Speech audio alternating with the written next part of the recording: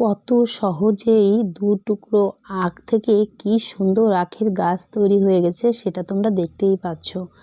একদম আখের যে আগাটা আছে সেই আগার থেকে আর কি এত সুন্দর গাছ তৈরি। মাত্র কিছুদিন আগে আমাদের বাড়িতে একদম পুজো করার জন্য কিছু আখ নিয়ে এসেছিল।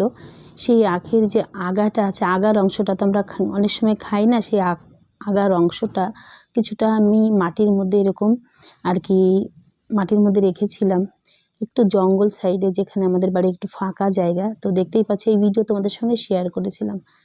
তো কিছুদিনের মধ্যে সেই দু টুকরো আখ থেকে যে এত সুন্দর গাছ তৈরি হবে সেটা আমার জানা ছিল না। তবে আখ গাছ কিন্তু খুব সহজেই হয়, সেটা যে কোনো আর কি আমি একটু জঙ্গল সাইডেই রেখে দিয়েছি, দেখতে পাচ্ছ। সেইখানে যেহেতু আখ গাছটা অনেকটা ছড়িয়ে ছিটিয়ে যায়, যার জন্য আমার বাড়িতে একটু জায়গা আছে, কি সুন্দর গাছ তৈরি হয়ে গেছে দেখতেই পাচ্ছ।